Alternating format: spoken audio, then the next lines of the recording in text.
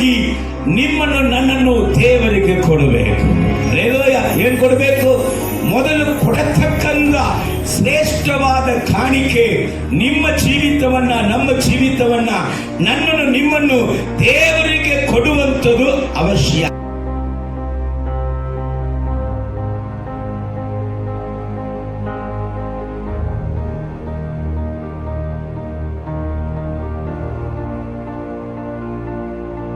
ದೇವರೇ, ನಾನು ಕೊರತೆಯಲ್ಲಿ ಇದ್ದೀನಿ, ನನಗೆ ಅದನ್ನ ಕೊಡು ದೇವರೇ. ಅಪ್ಪ, ನಾನು ಬಡತನದಲ್ಲಿ ಇದ್ದೀನಿ, ಅದನ್ನ ಕೊಡು ದೇವರೇ. ಅಪ್ಪ ಕರ್ತನೇ, ನಾನು ಸಮಾಧಾನ ಇಲ್ಲದೆ ಇದ್ದೀನಿ, ಸಮಾಧಾನ ಕೊಡು ದೇವರೇ. ಅಪ್ಪ, ನಾನು ಸ್ವಸ್ಥತೆ ಇಲ್ಲದೆ ಇದ್ದೀನಿ, ನನಗೆ ಸ್ವಸ್ಥತೆ ಕೊಡು ದೇವರೇ. ಅದನ್ನ ಕೊಡು, ಇದನ್ನ ಕೊಡು. ಹಂಗೆ ಹಿಂಗೆಲ್ಲ ನಾವು ಕೇಳ್ತೇವೆ, ಎಲ್ಲ ನೋವುಗಳನ್ನ ದೇವರಿಗೆ ತಿಳಿಸ್ತೇವೆ. ಆದರೆ ದೇವರ ಮನಸ್ಸಲ್ಲಿ ಇರುವಂತ ನೋವನ್ನು ಅರಿತವರು ಯಾರು?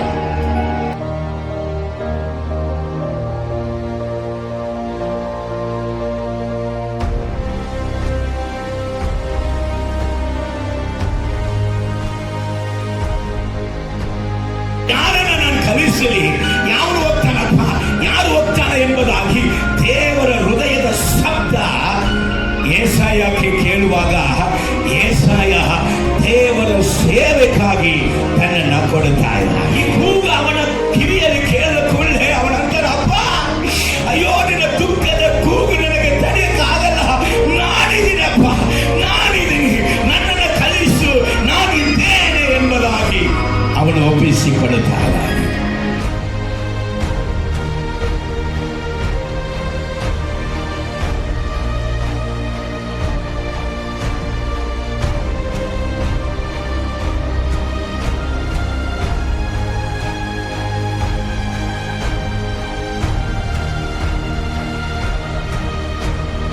ಕರ್ತನ ಸೇವೆಗಾಗಿ ನಮ್ಮನ್ನು ಒಪ್ಪಿಸಿಕೊಡುವಾಗ ಏನು ಸಿಗುತ್ತದೆ? ವಾಕ್ಯ ಹೇಳುತ್ತದೆ, ಕೊಡು. ಅವಾಗ ನಿನಗೆ ಏನಾಗಿರ್ತದೆ? ಜಡಿದು ಅಲ್ಲಾಡಿಸಿ ಹೊರ ಚೆಲ್ಲುವ ಹಾಗೆ ತುಂಬಾ ಅಳತೆಯಿಂದ ಅಳೆದು ನಿನ್ನ ಸೆರೆಗೆ ಹಾಕುವರು.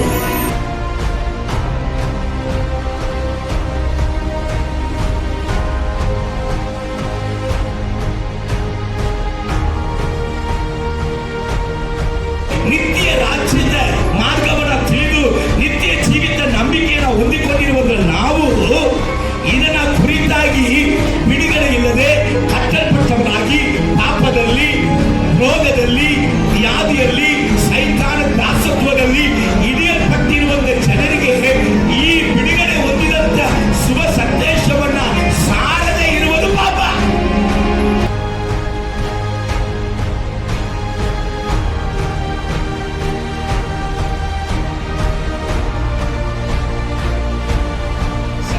ಅದಿ ಬೇಗನೆ ನೋಡೋಣ.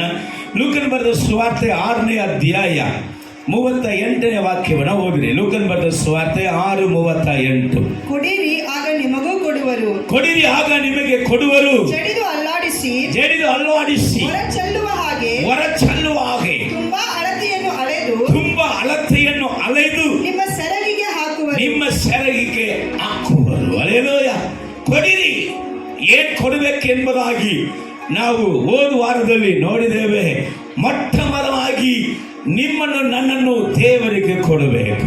ಅಲ್ಲೇಲೂಯ. ಏನ್ ಕೊಡಬೇಕು? ಮೊದಲು ಕೊಡತಕ್ಕಂತ ಶ್ರೇಷ್ಠವಾದ ಕಾಣಿಕೆ ನಿಮ್ಮ ಜೀವಿತವನ್ನ, ನಮ್ಮ ಜೀವಿತವನ್ನ, ನನ್ನನ್ನು ನಿಮ್ಮನ್ನು ದೇವರಿಗೆ ಕೊಡುವಂಥದ್ದು ಅವಶ್ಯ. ಎರಡನೇ ಕಾಣಿಕೆ, ದೇವರು ಮೆಚ್ಚುವುದನ್ನು ಕೊಡಬೇಕು. ನೀವು ನಾನು ಮೆಚ್ಚಿಕೊಂಡಿದ್ದದನ್ನ ದೇವರಿಗೆ ಕೊಡುವುದಕ್ಕೆ ಆಗಲ್ಲ. ದೇವರು ಮೆಚ್ಚುವುದನ್ನ ನಾವು ಏನ್ ಮಾಡಬೇಕು? ದೇವರಿಗೆ ಕೊಡಬೇಕು. ಅಂದ್ರೆ ನಾವು ಏನ್ ಕೊಡಬೇಕು ಎಂಬುದಾಗಿ ದೇವರು ವಾಕ್ಯ ರೂಪದಲ್ಲಿ ಬರೆದಿಟ್ಟಾನೋ ಅದರಂತೆ ನಾವು ಕೊಡುವಾಗ ಅದು ದೇವರನ್ನ ಮೆಚ್ಚುವಂತದಾಗಿ ಇರ್ತದೆ. ನಮ್ಮ ಮನಸ್ಸಿಗೆ ಬಂದಂಗೆ ನಾವು ಕೊಡುವುದನ್ನ ದೇವರು ಮೆಚ್ಚುವುದಿಲ್ಲ, ಅಂಗೀಕರಿಸೋದಿಲ್ಲ.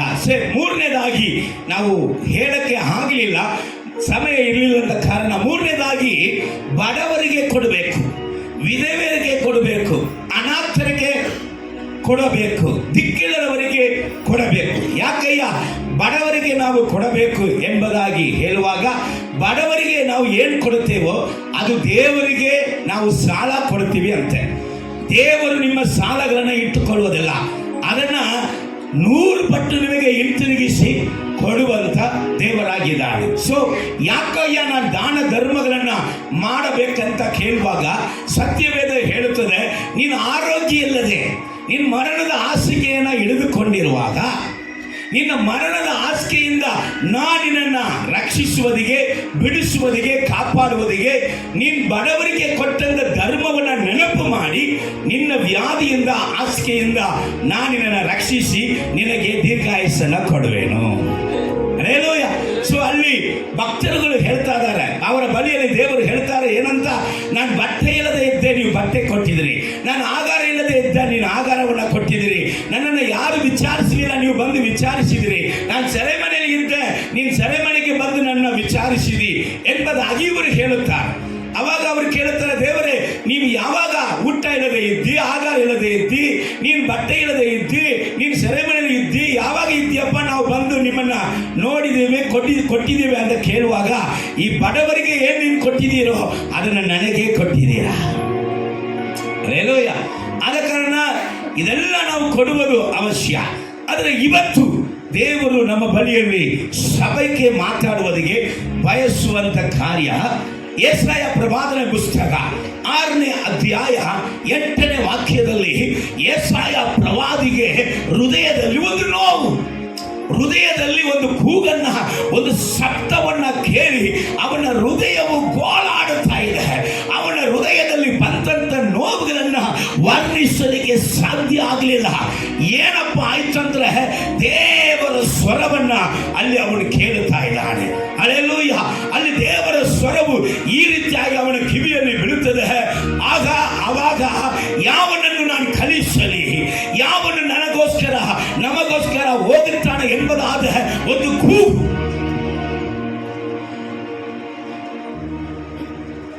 ಸಂತೋಷದ ಕೂಗಲ್ಲ, ದುಃಖದ ಕೂಗು, ಕಣ್ಣೀರಿನ ಕೂಗು, ವೇದನೆಯ ಕೂಗು, ಅದು ಕೂಗುತ್ತಾ ಇದೆ. ಅದು ದೇವರ ಸನ್ನಿಧಾನದಿಂದ ದೇವರ ಮಾತು ಬರುತ್ತಾಗ, ಅಯ್ಯೋ ಯಾರಪ್ಪ ನನ್ನ ಕಾರ್ಯವಾಗಿ ಹೋಗುತ್ತಾನೆ, ಯಾರು ನನಗೋಸ್ಕರ ಹೋಗುತ್ತಾನೆ, ಯಾವನು ನಮಗೋಸ್ಕರ ಹೋಗುತ್ತಾನೆ ಎಂಬುದಾಗಿ ದೇವರ ಕೂಗು ಅವನ ಹೃದಯಗಳಲ್ಲಿ ಕೇಳುವಾಗ ಅವನ ಹೃದಯವೆಲ್ಲ ನೋವುತ್ತದೆ. ಇಲ್ಲಿ ಗಮನಿಸಿರಿ, ಅನೇಕರು ನಾವು ಕೂಗುತ್ತೇವೆ, ದೇವರೇ ನಾನು ಕೊರತೆಯಲ್ಲಿ ಇದ್ದೀನಿ, ನನಗೆ ಅದನ್ನ ಕೊಡು ದೇವರೇ. ಅಪ್ಪ ನಾನು ಬಡತನದಲ್ಲಿ ಇದ್ದೀನಿ, ಅದನ್ನ ಕೊಡು ದೇವರೇ. ಅಪ್ಪ ಕರ್ತನೇ ನಾನು ಸಮಾಧಾನ ಇಲ್ಲದೆ ಇದ್ದೀನಿ, ಸಮಾಧಾನ ಕೊಡು ದೇವರೇ. ಅಪ್ಪ ನಾನು ಸ್ವಸ್ಥತೆ ಇಲ್ಲದೆ ಇದ್ದೀನಿ, ನನಗೆ ಸ್ವಸ್ಥತೆ ಕೊಡು ದೇವರೇ. ಅದನ್ನ ಕೊಡು, ಇದನ್ನ ಕೊಡು. ಹಂಗೆ ಹಿಂಗೆಲ್ಲ ನಾವು ಕೇಳ್ತೇವೆ. ನಮ್ಮ ಮನಸ್ಸಿನ ಎಲ್ಲ ನೋವುಗಳನ್ನ ದೇವರಿಗೆ ತಿಳಿಸ್ತೇವೆ. ಆದರೆ ದೇವರ ಮನಸ್ಸಲ್ಲಿ ಇರುವಂತ ನೋವನ್ನು ಅರಿತವರು ಯಾರು? ದೇವರ ಮನಸ್ಸು ನೋವುತ್ತಾ ಇದೆ, ದೇವರ ಮನಸ್ಸು ಕೂಗುತ್ತಾ ಇದೆ. ನಮ್ಮ ಕಾರ್ಯಗಳೇ ನಮಗೆ ದೊಡ್ಡದಾಗಿದೆ, ಆದರೆ ದೇವರಿಗೆ ಒಂದು ನೋವು ಉಂಟಾ? ದೇವರು ಕೂಗುತ್ತಾನಪ್ಪ, ನಿನ್ನಲ್ಲಿ ಒಂದು ಬೇಡಿಕೆ, ನಿನ್ನಲ್ಲಿ ಒಂದು ವಿನಂತಿ, ನಿನ್ನ ಹತ್ರ ಒಂದು ಪ್ರಾರ್ಥನೆ, ಯಾರು ನನ್ನ ಕಾರ್ಯವಾಗಿ ಹೋಗ್ತಾನೆ, ಯಾರನ್ನ ನಾನು ಕಲಿಸಲಿ, ಯಾರು ಹೋಗ್ತಾನಪ್ಪ, ಯಾರು ಹೋಗ್ತಾನೆ ಎಂಬುದಾಗಿ ದೇವರ ಹೃದಯದ ಶಬ್ದ ಯೆಶಾಯಕ್ಕೆ ಕೇಳುವಾಗ, ಯೆಶಾಯ ದೇವರ ಸೇವೆಗಾಗಿ ತನ್ನನ್ನು ಕೊಡುತ್ತಾ ಇದ್ದಾನೆ. ಹಲ್ಲೆಲೂಯಾ. ನಾವು ಏನ್ ಕೊಡಬೇಕು? ದೇವರ ಸೇವೆಗಾಗಿ ನಮ್ಮನ್ನ ಕೊಡುವುದು ಅವಶ್ಯ. ಈ ಕೂಗು ಅವನ ಕಿವಿಯಲ್ಲಿ ಕೇಳಿದ ಕೂಡಲೇ ಅವನ ಅಂತಾನ, ಅಪ್ಪ ಅಯ್ಯೋ ನಿನ್ನ ದುಃಖದ ಕೂಗು ನನಗೆ ತಡೆಯಕ್ಕಾಗಲ್ಲ, ನಾನಿದ್ದೀನಿ ಅಪ್ಪ, ನಾನಿದ್ದೀನಿ, ನನ್ನನ್ನು ಕಲಿಸು, ನಾನಿದ್ದೇನೆ ಎಂಬುದಾಗಿ ಅವನು ಒಪ್ಪಿಸಿಕೊಡುತ್ತಾ ಇದ್ದಾನೆ. ಹಲ್ಲೆಲೂಯಾ. ದೇವರ ಮಗನೇ, ದೇವರ ಮಗಳೇ, ಕರ್ತನ ಸೇವೆಗಾಗಿ ನಮ್ಮನ್ನ ಒಪ್ಪಿಸಿಕೊಡುವಾಗ ಏನು ಸಿಗುತ್ತದೆ? ವಾಕ್ಯ ಹೇಳುತ್ತದೆ, ಕೊಡು. ಅವಾಗ ನಿನಗೆ ಏನಾಗುತ್ತದೆ? ಜಡಿದು ಅಲ್ಲಾಡಿಸಿ ಹೊರ ಚೆಲ್ಲುವ ಹಾಗೆ ತುಂಬಾ ಅಳತೆಯಿಂದ ಅಲೆದು ನಿನ್ನ ಸೆರೆಗೆ ಹಾಕುವರು. ನಾನು ಯವನಸ್ಥನಾಗಿದ್ದೆ. ಅವಾಗ ಒಂದು ಪ್ರವಾದಿ ತಾಯಿ, ಶೇಷರತ್ನ ನಮ್ಮ ಅಸಿಸ್ಟೆಂಟ್, ಆ ತಾಯಿ ಹತ್ರ ಹೋಗಿ ಪ್ರಾರ್ಥನೆ ಮಾಡುವುದಕ್ಕಾಗಿ ನಿಂತುಕೊಂಡೆ. ಅವರು ಹೇಳಿದದನ್ನು ಹಂಗೆ ಹೇಳ್ತೀನಿ. ಅವರು ನನ್ನ ನೋಡಿದ ಕೂಡಲೇ ಅವರು ಪ್ರವಾದನೆ ನುಡಿಯಕ್ಕೆ ಪ್ರಾರಂಭಿಸಿದರು. ಹೆಂಗಂದ್ರೆ, ತಮ್ಮ 10 ರೂಪಾಯಿ ನಿನ್ನ ಬ್ಯಾಕೆಟಲ್ಲಿ ಇದ್ರೆ ನನಗಿಂತ ಶ್ರೇಷ್ಠನು ಯಾರು ಅಂತ ಹೇಳುವವನು ನೀ. ಅವ್ರು ಹೇಳಿದ್ರೆ ನನಗೆ ಹೇಳ್ತೀನಿ, 10 ರೂಪಾಯಿ ಪ್ಯಾಕೆಟಲ್ಲಿ ಇದ್ರೆ ನನಗಿಂತ ಯಾರು ಶ್ರೇಷ್ಠನು ಅಂತ ಹೇಳುವವನು ನೀ. ಆದರೆ ನಾನು ನಿನಗೆ ಒಂದು ಹೇಳ್ತೀನಿ, ನೀ ಭೂಮಿಯಲ್ಲಿ ಎಷ್ಟು ಸಂಪಾದನೆ ಮಾಡಿದ್ರು ಕೂಡ ಅದು ನಿಲ್ಲುವುದಿಲ್ಲ. ಎಷ್ಟು ಸಂಪಾದನೆ ಮಾಡು ನಿಲ್ಲುವುದಿಲ್ಲ. ಆದರೆ ನೀನು ಯಾವಾಗ ದೇವರ ಸೇವೆಗೆ ನಿನ್ನನ್ನು ಸಮರ್ಪಿಸುತ್ತೆಯೋ ಆವಾಗ ನಿನಗೆ ಬರುವುದು ಎಲ್ಲವೂ ನಿಲ್ಲುತ್ತದೆ. ಹಲ್ಲೆಲೂಯ. ನಾನು ಒಂದು ದಿನಕ್ಕೆ ಎಷ್ಟೆಷ್ಟು ಲಕ್ಷಾಂತರ ರೊಕ್ಕಗಳನ್ನ ಸಂಪಾದನೆ ಮಾಡಿ ನೋಡಿದೆ. ಆದರೆ ವರ್ಷಾಂತರ ಒಂದೇ ವಾಚನೆ ಹಾಕ್ಕೊಂಡು ತಿರುಗಾಡಿದೆ. ಈಗ ಯಾವ ವಾಚ್ ಹಾಕ್ಬೇಕಂತ ನನಗೆ ಕನ್ಫ್ಯೂಸ್ ಆಗ್ತದೆ. ನೆನ್ನೆ ಕೂಡ ನನ್ನ ಮಗಳು ಒಂದು ವಾಚ್ ತಗೊಂಡ್ಬಂದು ಕೊಟ್ಟ. ಕ್ರಿಸ್ಮಸ್ ಹಬ್ಬಕ್ಕೆ ನನಗೆ ನಾನು ಡ್ರೆಸ್ ತಗೋಬೇಕಂದ್ರೆ ಬಹಳ ಆಲೋಚನೆ ಮಾಡುವಂಥ ವ್ಯಕ್ತಿ. ಕುಟುಂಬಕ್ಕೆ ತಗೊಳ್ತೀವಿ, ಆದರೆ ನಮಗೆ ತಗೊಳ್ಳೋದಿಗೆ ಬಹಳ ಆಲೋಚನೆ ಮಾಡುವಂಥ ವ್ಯಕ್ತಿ. ಆದರೆ ಇವತ್ತು ದೇಶದಲ್ಲಿ ಇಡುವುದಕ್ಕೆ ಜಾಗ ಇಲ್ಲ. ಕೇಳ್ತಾರೆ, ಒಬ್ಬ ತಮ್ಮ ಬಂದು ಕೇಳ್ದ, ಅವನ ಹೆಸರು ಹೇಳಕ್ಕೆ ಸಾಧ್ಯ ಇಲ್ಲ. ಏನ್ರಿ ಶ್ರೀಮಂತರು ನೀವು, ನಿಮ್ಮಂತೆ ನನ್ನನ್ನು ಶ್ರೀಮಂತನಾಗಿ ಮಾಡು ಅಂತ. ನಾನು ಶ್ರೀಮಂತನಲ್ಲ, ಇದೆಲ್ಲ ಓದಿಸಿ ಇದೆಲ್ಲ ಕೊಟ್ಟವರು ನನಗೆ ಫ್ರೀಯಾಗಿ ಕೊಟ್ಟರು. ನಾನಂತ ನೀನು ಏನು ಕೊರತೆ ಇಲ್ಲದವನಾಗಿ ಅಳುತ್ತಾ ಇದೀಯಾ, ದೇವರ ಅದನ್ನ ಕೊಡಿಸಿ ಇದನ್ನ ಕೊಡಿಸಿ ಅನ್ನೋ ಕೊರತೆ ಇದೆಯಾ? ನಾನು ನಿನಗೆ ಹೇಳುತ್ತೇನೆ, ನೀನು ನಿನ್ನನ್ನ ದೇವರ ಸೇವೆಗೆ ಕೊಡು. ಅವಾಗ ಜಡಿದು ಅಲ್ಲಾಡಿಸಿ ಹೊರ ಚೆಲ್ಲುವ ಹಾಗೆ ತುಂಬಿ ದೇವರು ನಿನಗೆ ಕೊಡುವಂತ ದೇವರ. ಹಲ್ಲೆಲೂಯ. ಸಂತೋಷಕ್ಕಾಗಿ ಅಲದಾಡಿದವರಿಗೆ ಸಂತೋಷ ತುಂಬಿ ಕೊಡಲ್ಪಡುತ್ತದೆ. ಆನಂದಕ್ಕಾಗಿ ಅಲದಾಡುವವರಿಗೆ ಆನಂದ ಕೊಡಲ್ಪಡುತ್ತದೆ. ಆಶೀರ್ವಾದಕ್ಕಾಗಿ ಅಲದಾಡುವವರಿಗೆ ಆಶೀರ್ವಾದ ಕೊಡಲ್ಪಡುತ್ತದೆ. ಮೊಟ್ಟ ಮೊದಲಾಗಿ ನೀವು ದೇವರ ಸೇವೆಗೆ ನಿಮ್ಮನ್ನ ಕೊಡುವಾಗ ದೇವರು ನಿಮ್ಮನ್ನ ತುಂಬಿ ತುಳುಕುವಂತೆ, ಅದು ಹೇಗೆ ಜಡಿದು ಅಲ್ಲಾಡಿಸಿ ಹೊರ ಚೆಲ್ಲುವಂತ ತೃಪ್ತಿಯಲ್ಲಿ ದೇವರು ನಿಮ್ಮನ್ನ ಆಶೀರ್ವದಿಸುತ್ತಾನೆ. ಹಲ್ಲೆಲೂಯ. ವಾಕ್ಯ ಹೇಳ್ತದೆ, ಸಮಯ ಸಿಕ್ಕಿದ್ರು ಸಿಕ್ಕದೆ ಹೋದರೂ ದೇವರ ವಾಕ್ಯವನ್ನ ಏನ್ ಮಾಡ್ಬೇಕು, ನಾವು ಸುವಾರ್ತೆಯನ್ನ ತಲುಪಲೇ ಬೇಕು ಎಂಬುದಾಗಿ ವಾಕ್ಯ ಹೇಳ್ತಾರೆ. ಕೆಲವೊಂದು ಮೂರ್ಖರು ಈ ರೀತಿಯಾಗಿ ಅನೇಕ ಸಭೆಗಳಲ್ಲಿ ಪ್ರಸಂಗ ಮಾಡುತ್ತಾರೆ. ಏನ್ ಪ್ರಸಂಗ ಮಾಡುತ್ತಾರೆ? ನಾವು ಮಾತ್ರ ಪ್ರಸಂಗ ಮಾಡಬೇಕು, ನಾವು ಮಾತ್ರ ಸೇವೆ ಮಾಡಬೇಕಂದ್ರೆ ಅನೇಕ ಸೇವಕರು ಆ ರೀತಿಯಾಗಿ ಹೇಳಿಕೊಡ್ತಾರಂತೆ. ಆದರೆ ಸತ್ಯವೇದ ಆ ರೀತಿಯಾಗಿ ಹೇಳೇ ಇಲ್ಲ. ಹಲ್ಲೆಲೂಯ. ಸತ್ಯವೇದ ಎಲ್ಲರನ್ನು ಕರೆಯುತ್ತಾ ಇದೆ, ಎಲ್ಲರನ್ನು ಕರೆಯುತ್ತಾ ಇದೆ. ಸುಮ್ಮನೆ ನಿಂತವರನ್ನು ಕರೀತಾ ಇದೆ. ಮುಂಚಾನೆಯಿಂದ ಸಾಯಂಕಾಲ ತನಕ, ಸಾಯಂಕಾಲ ಕತ್ತಲೆ ಆಗುವಂತ ಕೊನೆಯ ಸಮಯ ತನಕ ದೇವರು ತನ್ನ ಆಳುಗಳನ್ನ ಕಲಿಸಿ ಕಲಿಸಿ ಕಲಿಸಿ ಒಬ್ಬೊಬ್ಬನಾಗಿ ಕೆಲಸಕ್ಕೆ ಕರ್ಕೊಂಬ ನಾನು ಬರುವಂತ ಕಾಲ ಅತಿ ಸಮೀಪವಾಯಿತು. ಇಲ್ಲಿ ತನಕ ನಾನು ಸೇವೆ ಮಾಡಿಲ್ಲ, ಇವರೆಲ್ಲ ನನ್ನ ಮುಂದೆ ಸೇವೆಗೆ ಹೋದ್ರು, ನಾನು ಇಂದು ಉಳಿದುಬಿಟ್ಟೆ. ಇವತ್ತು ನಾನು ಬರ್ಬೋದ? ನೀನು ಬಾ ಅಪ್ಪ, ನೀನು ಬಾ, ಎಲ್ಲರೂ ಬಾ. ದೇವರು ಹೇಳ್ತಾ ಇದ್ದಾನೆ, ಕೂಲಿ ಹೇಗೆ ಕೊಡಬೇಕು? ಕೊನೆಯಲ್ಲಿ ಬಂದವನಕ್ಕಿಂತ ಮೊದಲಿಗೆ ಬಂದವನ ತನಕ ಏನ್ ಮಾಡು, ಕೂಲಿಯನ್ನ ಕೊಡಿರಿ. ಹಲ್ಲೆಲೂಯ. ವಾಕ್ಯ ಹೇಳ್ತಾರೆ, ರೋಮರ್ ಪತ್ರಿಕೆ 10:13-15 ತನಕ ನೀವು ಓದುವಾಗ ಕರ್ತನ ನಾಮವನ್ನು ಹೇಳಿಕೊಳ್ಳುವಂತೆ ಎಲ್ಲರಿಗೆ, ಹಂಗಂದ್ರೆ ಆರಾಧಿಸುವಂತ ಎಲ್ಲರಿಗೆ, ಆತನ ನಮಸ್ಕರಿಸುವಂತ ಎಲ್ಲರಿಗೆ ರಕ್ಷಣೆ ಆಗುತ್ತದೆ. ರಕ್ಷಣೆ ಯಾರಿಗಯ್ಯ? ಆತನ ಆರಾಧಿಸುವವರಿಗೆ, ಆತನನ್ನ ನಮಸ್ಕರಿಸುವುದಕ್ಕೆ, ಆತನ ನಾಮವನ್ನು ಹೇಳಿಕೊಳ್ಳುವವರಿಗೆ ರಕ್ಷಣೆ ಉಂಟು, ಕರೆ. ಆದರೆ ನೀವು ನಂಬಿದದಕ್ಕೆ ತಾನೇ ಆತನ ನಾಮವನ್ನು ನಮಸ್ಕರಿಸ್ತಾ ಇದ್ದೀರಾ? ನಂಬದೇ ಇರುವವರು ಹೇಗೆ ನಮಸ್ಕರಿಸುವರು? ನಂಬದೇ ಇರುವವರು ನಾಶವಾಗುತ್ತಾ ಇದ್ದಾರಲ್ಲ. ನಂಬದೇ ಹೋಗುವವರು ನನ್ನ ನಾಮವನ್ನು ಹೇಗೆ ಆರಾಧನೆ ಮಾಡಿ ಅವರು ಹೇಗೆ ರಕ್ಷಣೆಯನ್ನ ಹೊಂದಿಕೊಳ್ಳುವವರು? ಕೆಳಗೆ ವಾಕ್ಯ ಹೇಳ್ತದೆ, ಯಾವನು ಹೋಗಿ ಹೇಳದೆ ಅವರು ಹೇಗೆ ನಂಬಕ್ಕೆ ಸಾಧ್ಯ? ಯಾರಾದರೂ ಹೋಗಿ ಹೇಳಬೇಕಲ್ಲ, ಹೇಳಿದ್ರೆ ತಾನೇ ಅವರು ನಂಬುವುದಕ್ಕೆ ಸಾಧ್ಯ.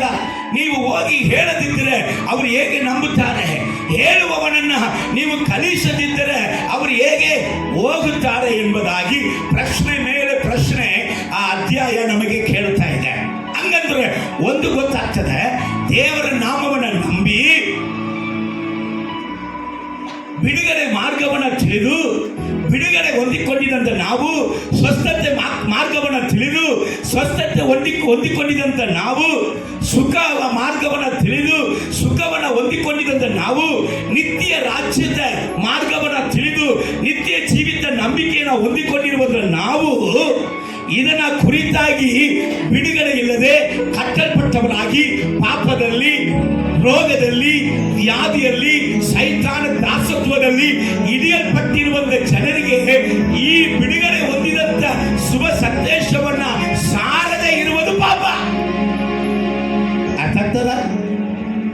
ಅರ್ಥ ಆಗ್ತಾ ಇದೆಯಾ? ಯಾವುದೇ ಪಾಪ? ನಾನು ಹೊಂದಿಕೊಂಡಿರುವಂತ ಬಿಡುಗಡೆಯ ರಹಸ್ಯವನ್ನ, ನಾನು ಅನುಭವದಿಂದ ನನ್ನ ಜೀವಿತದಲ್ಲಿ ಗ್ರಹಿಸಿಕೊಂಡಿದ್ದಂಥ ಈ ಅನುಭವವನ್ನ ನಾನು ಇನ್ನೊಬ್ಬರಿಗೆ ಬಂಧನೆಯಲ್ಲಿ, ಬೇಡಿಯಲ್ಲಿ ಕಟ್ಟಲ್ಪಟ್ಟಿರುವಂಥ ಜನರಿಗೆ ನಾನು ಹೋಗಿ ಹೇಳದೇ ಇರುವಂಥದ್ದು ಪಾಪವಾಗುತ್ತಾ ಇದೆ. ಸೊ ಅದರಲ್ಲಿ 15ನೇ ವಾಕ್ಯ ಓದ್ ಮಗಳೇ, 15ನೇ ವಾಕ್ಯ. ಇದಕ್ಕೆ ಸರಿಯಾಗಿ ಶುಭದ ಸುವಾರ್ತೆಯನ್ನು ಸಾರುವವರ ಪಾದಗಳು, ಶುಭದ ವಾರ್ತೆಗಳನ್ನ, ಸುವಾರ್ತೆಯನ್ನು ಸಾರುವವರ ಪಾದಗಳು, ಸುವಾರ್ತೆಯನ್ನು ಸಾರುವವರ ಪಾದಗಳು ಎಷ್ಟೋ ಅಂತವಾಗಿವೆ ಎಂದು ಬರೆದದ್ದು. ಎಷ್ಟೋ ಅಂತವಾಗಿದೆ. ಸೊ ಮನುಷ್ಯರ ಮುಖ ನೋಡ್ತಾನೆ, ಅದು ಕಳೆಯಾಗಿರ್ಬೇಕು, ಬಣ್ಣ ಸ್ವಲ್ಪ ಕೆಂಪಿಗೆ ಇರಬೇಕು, ಚೆನ್ನಾಗಿ ಕರ್ಲಿಂಗ್ ಹೇರ್ ಇರಬೇಕು, ಈ ಕಣ್ಣಿಗೆ ಮೇಲೆ ಇರುವಂತ ಕೂದಲೆಲ್ಲ ಚೆನ್ನಾಗಿ ಟ್ರಿಮ್ಮಿಂಗ್ ಮಾಡಿರ್ಬೇಕು, ಸ್ವಲ್ಪ ಮುಖದಲ್ಲಿ ನಾವು ಬಹಳ ಸುಂದರವಾಗಿ ಕಂಡ್ರೆ ಜನರಿಗೆ ಅಟ್ರಾಕ್ಟ್ ಆಗ್ತಾರೆ. ಮನುಷ್ಯರು ಮುಖ ನೋಡ್ತಾರೆ, ಆದ್ರೆ ದೇವರು ಏನ್ ನೋಡ್ತಾರಂತೆ? ಬಣ್ಣ ನೋಡಲ್ಲ. ಕಪ್ಪಗಿದ್ದೀರಾ, ಕುಳ್ಳಕ್ಕಿದ್ದೀರಾ, ಬೆಲ್ಲಕ್ಕಿದ್ದೀರಾ, ಕಟ್ಟಿಂಗ್ ಮಾಡಿದಿರೋ, ಸೇವಿಂಗ್ ಮಾಡಿದಿರೋ, ಟ್ರಿಮ್ಮಿಂಗ್ ಮಾಡಿದಿರೋ, ಬಣ್ಣ ಹಚ್ಚಿದಿರೋ, ಇಲ್ಲದಿದ್ರೆ ಪೈಂಟ್ ಹಚ್ಚಿದಿರೋ, ಏನ್ ನೋಡಲ್ಲ. ಕೆಲವರು ರಕ್ತ ಕುಡಿದಂತೆ ಕಾಟೇರಿ ತನಕ ಇರ್ತಾರೆ, ನಮ್ಮ ಚರ್ಚಲ್ಲಿ ಇರುವುದಿಲ್ಲ. ಸೊ ಇದೆಲ್ಲ ದೇವರು ನೋಡಲ್ಲ. ದೇವರು ನೋಡುವುದು ಏನು ಗೊತ್ತಾ? ನನಗಾಗಿ ಓಡುವಂತ ಪಾದ, ನನಗಾಗಿ ಸ್ವಾರ್ಥೆ ತಲುಪುವಂತ ಪಾದ. ನನ್ನ ಮಗನ ಪಾದವು, ನನ್ನ ಮಗಳ ಪಾದವು, ನನಗಾಗಿ ಓಡುವಂತ, ನನಗಾಗಿ ಸ್ವಾರ್ಥೆ ಸಾರುವಂತ ಪಾದವು ಎಷ್ಟು ಅಂತವಾಗಿದೆ. ದೇವರ ದೃಷ್ಟಿ ಮುಖಕ್ಕೆ ಫೋಕಸ್ ಅಲ್ಲ, ದೇವರ ದೃಷ್ಟಿ ದೇವರಿಗಾಗಿ ಓಡುವವರ ಆ ಪಾದಗಳನ್ನ ಕರ್ತನು ವರ್ಣಿಸುವಂತ ದೇವರಾಗಿದ್ದಾನೆ. ಹಲ್ಲೆಲೂಯ. ದೇವರ ನಾಮಕ್ಕೆ ಮಹಿಮೆ ಉಂಟಾಗಲಿ. ನೋಡಿ, ನಮಗೆ ಗೊತ್ತು ಉಂಟು, 10 ಕನ್ನಿಗೆಗೆ ಕುರಿತಾಗಿ ಗೊತ್ತು ಉಂಟು. ಈ 10 ಕನ್ನಿಗೆ ಅಂದ್ರೆ ತನ್ನನ್ನು ಪರಿಶುದ್ಧವಾಗಿ ದೇವರಿಗಾಗಿ ಕಾಪಾಡಿಕೊಂಡಿದ್ದ ವಿಶ್ವಾಸಿಗಳು ಅಂತ ತಿಳ್ಕೊಳ್ಳಿ. 10 ಕನ್ನಿಗೆ. ಆದ್ರೆ ಬುದ್ಧಿ ಉಳ್ಳದಂತ ಕನ್ನಿಗೆ 5 ಅಂತೆ, ಬುದ್ಧಿ ಇಲ್ಲದಂತ 5 ಅಂತೆ. ಬುದ್ಧಿ ಉಳ್ಳ ವಿಶ್ವಾಸಿ 5, ಬುದ್ಧಿ ಇಲ್ಲದಂತ ವಿಶ್ವಾಸಿ 5. ಈಗ ಮದಲಿಂಗನು ಬರ್ತಾ ಇದ್ದಾನಂತೆ. ಮದಲಿಂಗರು ಬರುವಾಗ ಈ ಕನ್ನಿಗೆಗಳು 10 ಮಂದಿ ಏನ್ ಮಾಡ್ತಾ ಇದ್ರು? ಅವರು ಆರತಿಯನ್ನ ಕೈಯಲ್ಲಿ ಹಿಡಿದುಕೊಂಡು ಹೋಗಿದ್ರು.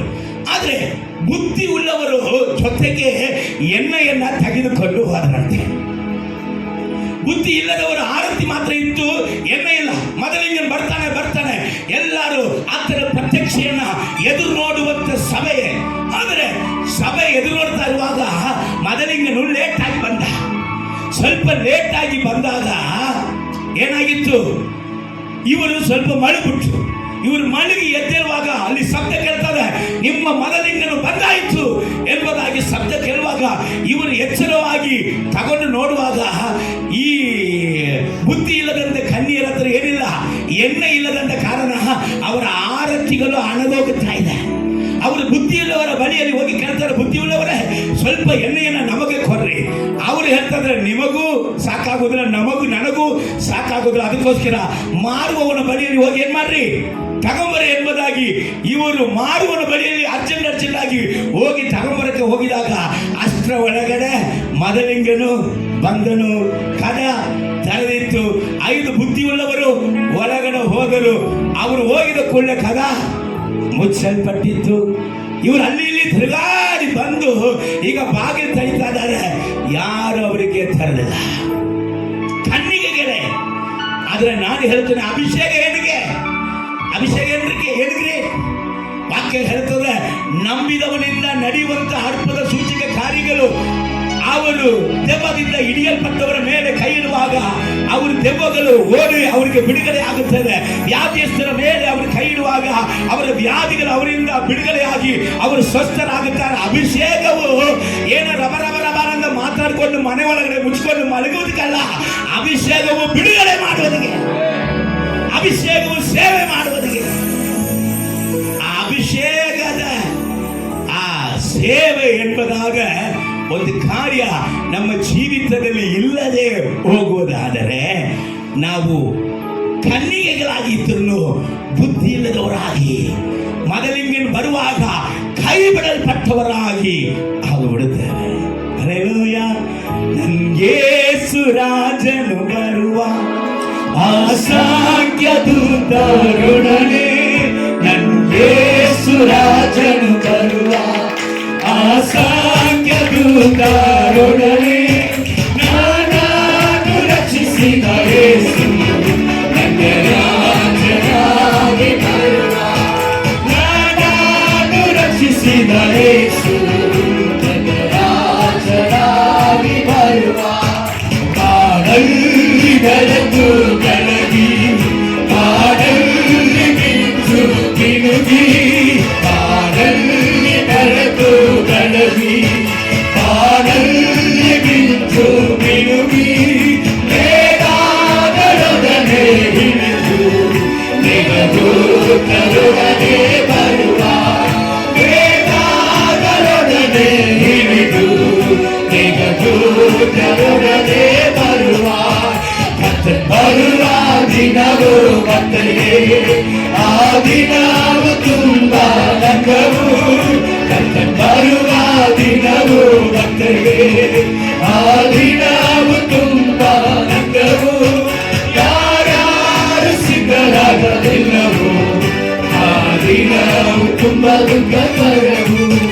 ಯಾರ್ಯಾರು ಸಿದ್ಧರಾಗಲಿಲ್ಲವೋ ಆ ದಿನವು ತುಂಬಾ ದುಃಖಕರವು.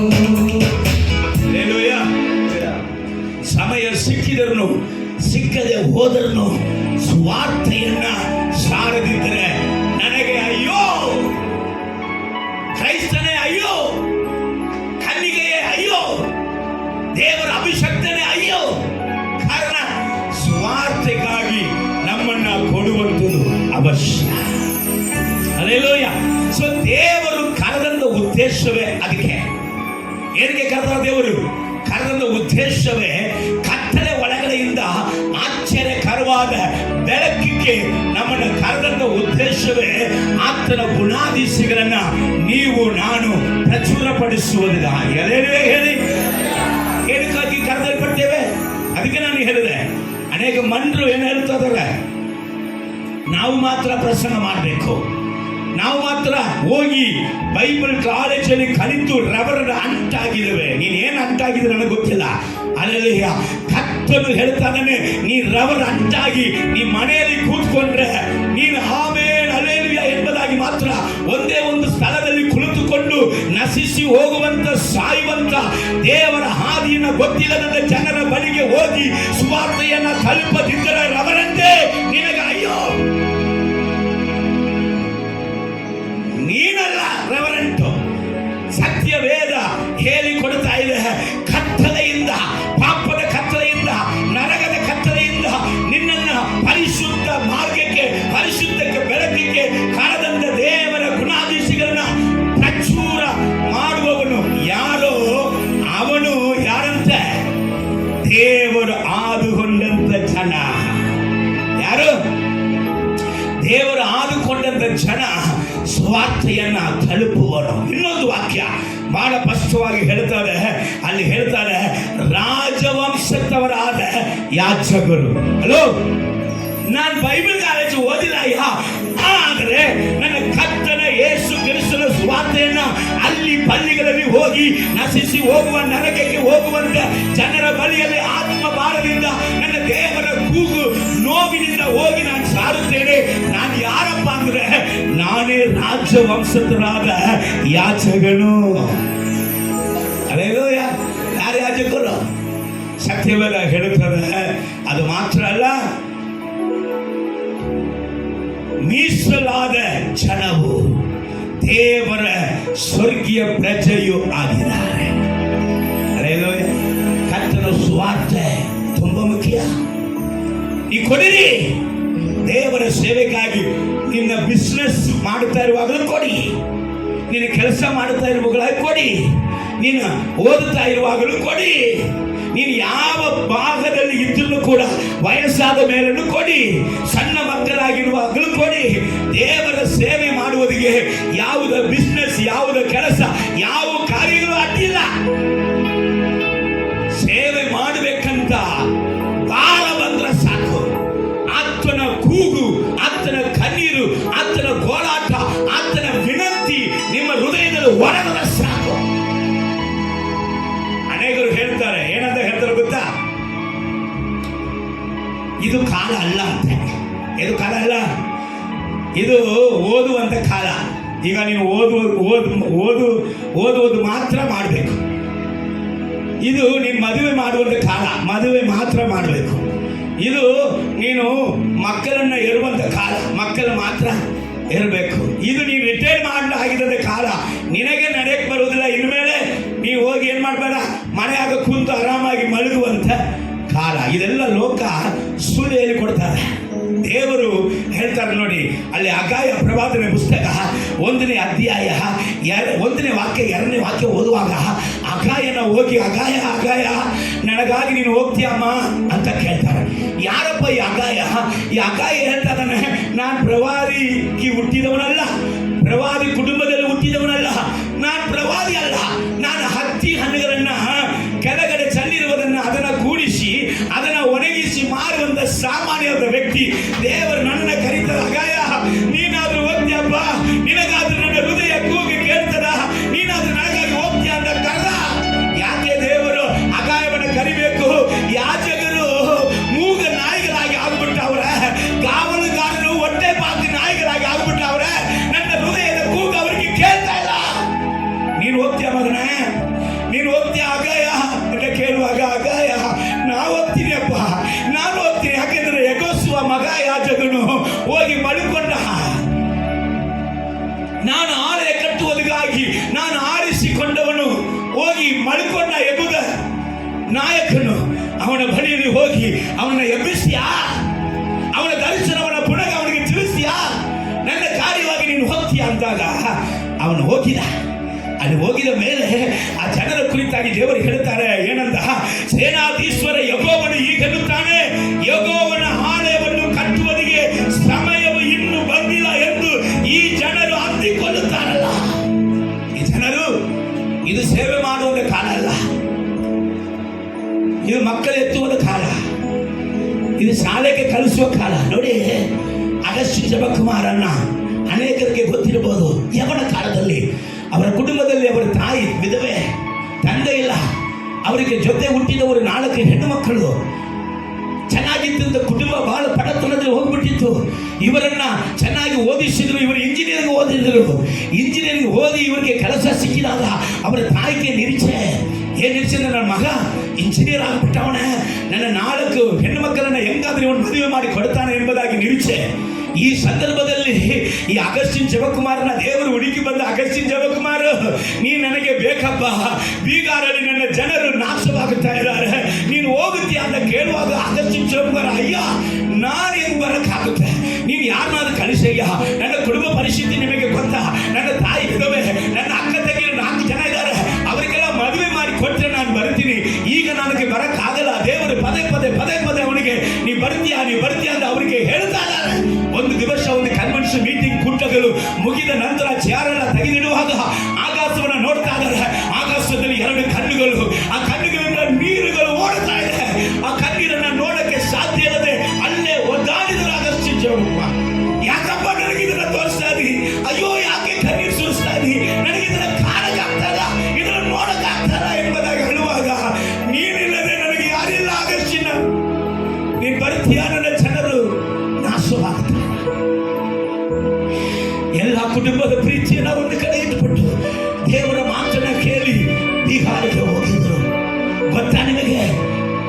ಇವತ್ತು ಒಂದು ತಿಂಗಳು ಅವರ ಹತ್ರ ಸೇವೆ ಮಾಡುವವರಿಗೆ ಅವರು ಕೊಡುವಂತ ಸಂಬಳ ಮಾತ್ರ ಎಷ್ಟೋ ಕೋಟಿ ಕಟ್ಟಲೆ ರೊಕ್ಕಗಳು, ಎಷ್ಟು ಕೋಟಿ ಕಟ್ಟಲೆ ರೊಕ್ಕ. ಅಲ್ಲಿ ಹಾಸ್ಪಿಟಲ್ ಉಂಟು, ಅಲ್ಲಿ ಕಾಲೇಜ್ ಉಂಟು, ಅಲ್ಲಿ ಸ್ಕೂಲ್ ಉಂಟು, ಅಲ್ಲಿ ಏನೇನ್ ಬೇಕೋ ದೊಡ್ಡ ಸಾಮ್ರಾಜ್ಯ ಉಂಟು. ಅದಕ್ಕೆ ನಾನು ಹೇಳ್ತೀನಿ, ಕೊಡು.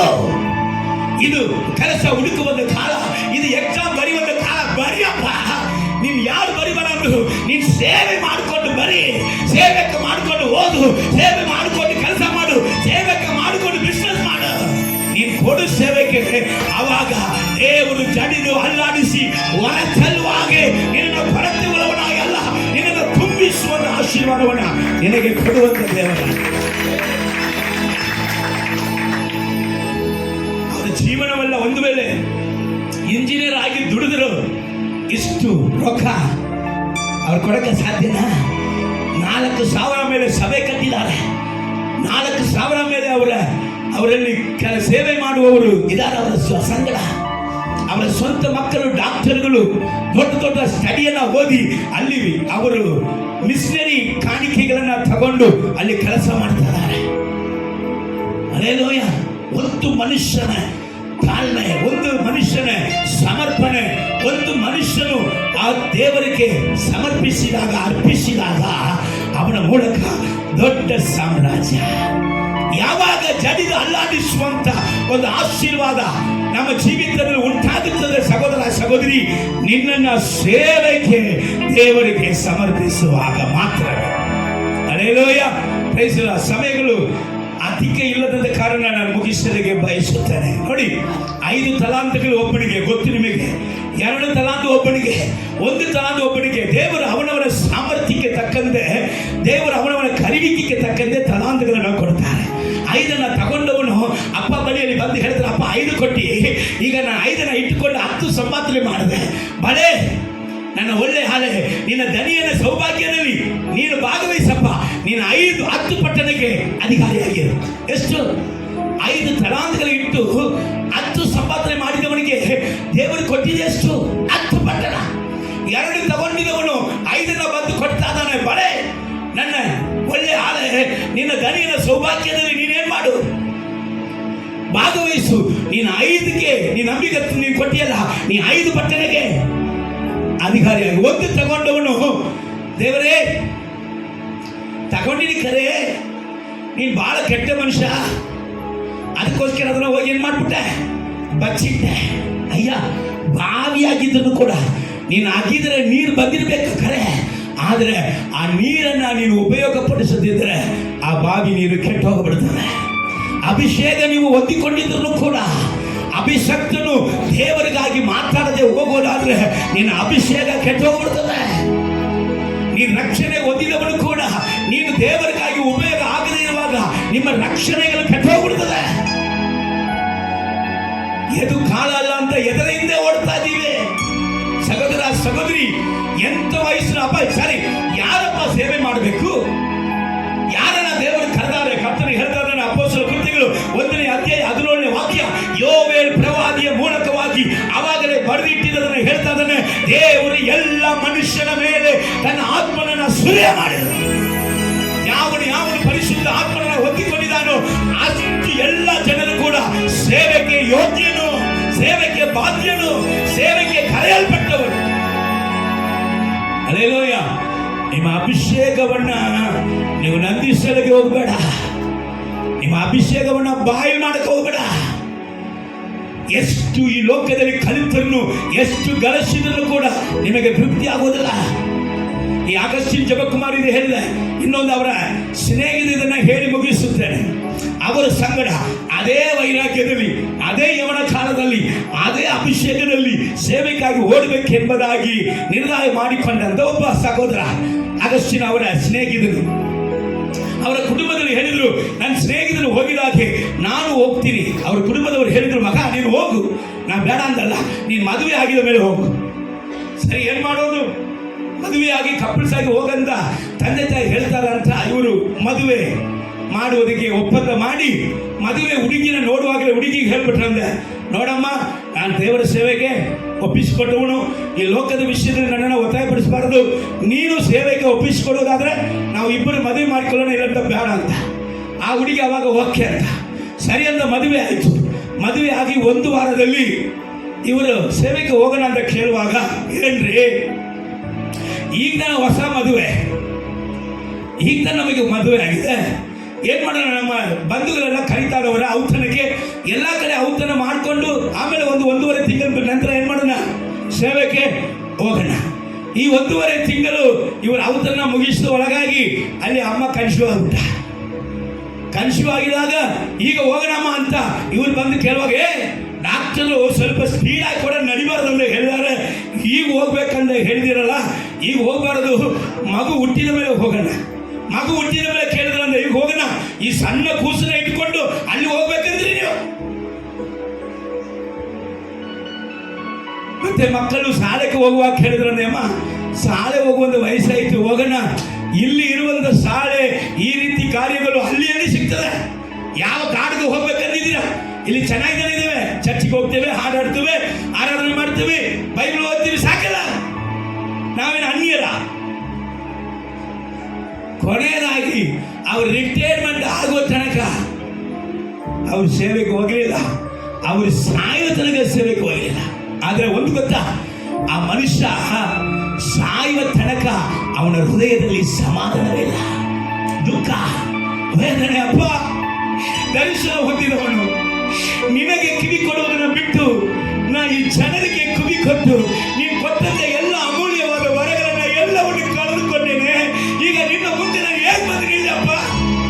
ನಾನು ಪರಲೋಕದಲ್ಲಿ ನಿನ್ನ ಮುಖ ಹೆಂಗ್ ನೋಡಲಿ? ನಾನು ಯಾವ ಮುಖ ಇಟ್ಕೊಂಡು ಬಂದು ನಿನ್ನ ನೋಡುವವನು? ಒಳಗಡೆ ಹೊರಗುತ್ತಾ ಇದ್ದಾನಂತೆ. ದೇವರ ಮಗನೇ, ಮಗಳೇ, ಚೆನ್ನಾಗಿ ಗಮನಿಸಿ. ಇದು ಕಾಲ ಅಲ್ಲ, ಇದೇ ಕಾಲ. ಎಂತ ವಯಸ್ಸಲ್ಲಿ ಇದ್ರು, ಎಂತ ಅಧಿಕಾರದಲ್ಲಿ ಇದ್ರು, ಎಂತ ಸ್ಥಾನದಲ್ಲಿ ಇದ್ರು, ಇದುವೇ ಕಾಲ, ಇದುವೇ ಕಾಲ. ಸಮಯ ಸಿಕ್ಕಿದನ್ನು ಸಿಕ್ಕದೆ ಹೋದನ್ನು ಅಪ್ಪ ನಿನ್ನ ಸೇವೆಯನ್ನು ಮಾಡುತ್ತೀನಿ ಎಂಬುದಾಗಿ ನೀನು ಒಪ್ಪಿಸಿಕೊಡುವುದಾದರೆ ಕರ್ತನು ಹೇಳ್ತಾನೆ, ಜಡಿದು ಅಲ್ಲಾಡಿಸಿ ಹೊರ ಚೆಲ್ಲುವ ಹಾಗೆ ನಿನ್ನ ಸೆರಗಿಗೆ ಹಾಕುವವರು. ಹಲ್ಲೆಲೂಯಾ. ಕಣ್ಣುಗಳ ಮುಚ್ಚಿದವರಾಗಿ ದೇವರಿಗೆ ಒಪ್ಪಿಸಿಕೊಟ್ಟವರಾಗಿ